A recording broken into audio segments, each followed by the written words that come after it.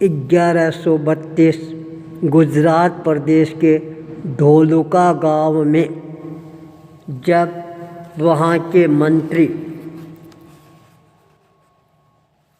घर पर किलकारी का गुंजायमान होना प्रारंभ होता है, बादशाह शाह मन में प्रसन्नता की अनुभूति करना प्रारंभ कर देते हैं। आज मेरे घर में कुल दीपक का जन्म हुआ है। चारों तरफ बधाइयों का तांता लगना प्रारंभ हो जाता है। जिस माता ने इस पुत्र रत्न को जन्म दिया था वह माता भी आज अपने आप को गौरवशाली अनुभव करना प्रारंभ कर देती है। बाहर देवी के मन के अंदर आज जैसी प्रसन्नता कभी भी जीवन में नहीं हुई थी। बालक का जन्म होते ही तत्काल बुआ को पता लगता है और वह दौड़कर आती है, छत पर जाती है, अपने पैर में पैरी हुई पायजेब को खोलती है, कांसी की थाली के साथ जोर जोर से बजाना प्रारंभ कर देती है। एक तरह से अड़ोसियों को पड़ोसियों को यह खुशखबरी देना था कि आज मंत्री महोदय के कुल में नया कुल दीपक प्रकट हो गया है। महिलाओं का तांता लगना प्रारंभ हो जाता है। नृत्य गीत गायन का कार्यक्रम प्रारंभ हो जाता है। चारों तरफ उल्लासमय वातावरण का निर्माण होना प्रारंभ हो जाता है। जब मंत्री महोदय के यार मित्रों को पता लगा, सब के सब उसको घर पर आकर खुशियों के अंदर और ज़्यादा खुशियाँ बांटना प्रारंभ कर देते हैं। जब राजा को पता लगा आज मेरे मंत्री के घर पर कुल दीपक का अवतरण हुआ है, राजा ने भी अपने मंत्री को याद किया और कहा, देखो अब तुम्हारा जीवन है वह नई दिशा की ओर अग्रसर हो रहा है। अब तुम पिता बन गए हो, अपने पिता के दायित्व को भी निभाना तुम्हारा प्रथम कर्तव्य और दायित्व बन जाता है। मेरी मंगल कामना हमेशा तेरे साथ में रहेगी और तुम अपने पुत्र के विकास के अंदर अपना जितना हो सके उतना योगदान प्रदान करते रहना। बालक के जन्म के साथ पूरे कुल के अंदर एक नया वातावरण का निर्माण होना प्रारंभ हो जाता है।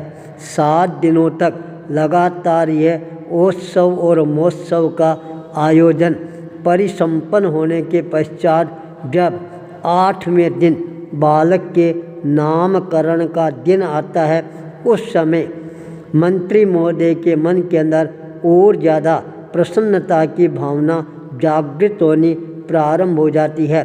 सारे पारिवारिक जनों को नामकरण महोत्सव में भाग लेने के लिए आमंत्रण प्रदान करने में भी अपनी तरफ से कोई प्रकार की कमी नहीं रखता है। घर में अनेकों प्रकार के मिष्टान हैं, पकवान हैं, ये बनने प्रारंभ हो जाते हैं। अड़ोसी पड़ोसी लोग हैं वो भी आज खुशहाल नज़र आने प्रारंभ हो जाते हैं। उनको भी भोजन का निमंत्रण जो प्राप्त हुआ था, राजा ने भी अपनी तरफ से सहयोग देने में कोई प्रकार की कमी नहीं रखी। सूर्योदय के साथ एक नए सूर्य का उदय होने वाला था। आज शाह परिवार में पंडित जी का आगमन हो जाता है। चौक के मध्य भाग के अंदर जाजम बिछा दी जाती है। सारी व्यवस्थाएं धीरे धीरे परिसंपन्न होने प्रारंभ हो जाती है। महिलाएं गीतों के स्वर को और ज़्यादा आकर्षक बनाने के लिए अपना पुरुषार्थ करना प्रारंभ कर देती है। समय आता है तब पंडित जी ने यह आह्वान किया, अब जच्चा और बच्चा दोनों को बाहर लाया जाए। महिलाएं सब मिलकर गीत गाती हुई जच्चा और बच्चा दोनों को बाहर लेकर आती हैं। जब पंडित जी के सामने बिठाती हैं, मंत्री महोदय का चेहरा आज और ज़्यादा देखने लायक बनता जा रहा था। उनके भीतर की खुशहाली चेहरे पर अपने आप ही टपक टपक कर बाहर आती हुई नज़र आ रही थी। पंडित जी ने उच्च स्वर के अंदर मंत्रों का उच्चारण करना प्रारंभ कर दिया। मंत्रोच्चारण के साथ जब नामकरण का समय आता है, उस समय पंडित जी ने अपने ज्योतिष शास्त्र के अनुसार अनेकों प्रकार के नाम के एक एक अक्षर है वो प्रस्तुत करने प्रारंभ किए। कहा, इन अक्षरों पर आप अपने पुत्र का नाम है वह आराम से रख सकती हो।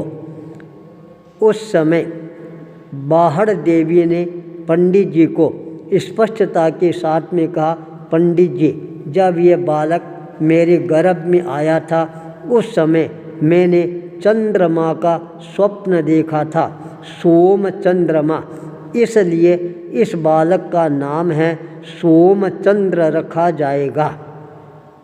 यह नाम मंत्री महोदय को भी बहुत ही ज़्यादा पसंद आता है और वहाँ पर उपस्थित सारी जनता को भी यह नाम मन भावन लगना प्रारंभ हो जाता है। पंडित जी ने भी उस नाम के ऊपर एक बार चिंतन मंथन अनुसंधान करना प्रारंभ किया और कहा, यह नाम सर्वश्रेष्ठ नाम रहेगा। बालक का नाम सोमचंद्र रख दिया गया और वह बालक धीरे धीरे आगे बढ़ना प्रारंभ करता है। बालक की जन्म कुंडली है वह पंडित जी बनाना प्रारंभ कर देते हैं। जब जन्म कुंडली बनकर तैयार हो जाती है, उस जन्म कुंडली में हर प्रभावशाली ग्रह अपने अपने स्थान पर स्थापित हो जाती हैं। यह देखकर पंडित जी को और ज़्यादा आश्चर्य होता है।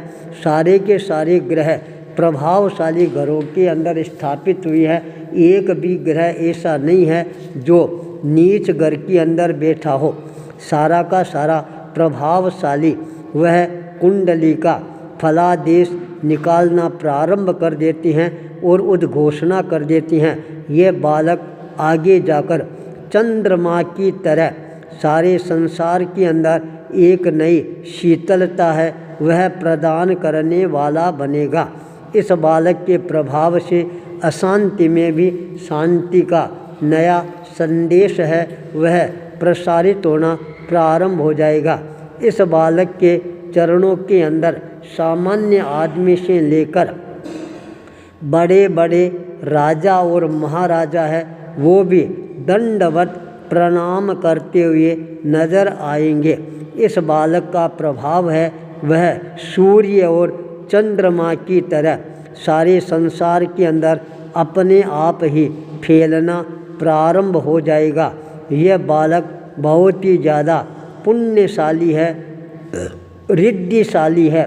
यह बालक आगे जाकर संयम के द्वारा अपने जीवन को और ज़्यादा सात्विक बनाने का प्रयास करना प्रारंभ कर देगा।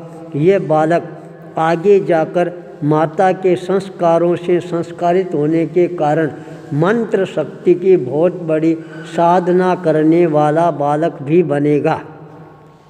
इस तरह से पंडित जी उस बालक के बारे के अंदर अनेकों प्रकार की भविष्यवाणियां हैं वो करना प्रारंभ कर देते हैं। उस बालक की भविष्यवाणियों को सुनकर सारी जनता अपने मन के अंदर और ज़्यादा प्रसन्नता की अनुभूति करना प्रारंभ कर देते हैं। मंत्री महोदय पंडित जी को बहुत सारी दान दक्षिणा देकर अपने घर से रवाना करते हैं। पंडित जी भी दान दक्षिणा लेकर मन में प्रसन्नता की अनुभूति के साथ प्रस्थान करते हैं। बालक चंद्रमा की तरह अपने आप ही विकास करना प्रारंभ कर देता है। सोमचंद्र अपने नाम के अनुसार अपना जीवन आगे बढ़ाना प्रारंभ कर देता है। आचार्य भूपेंद्र।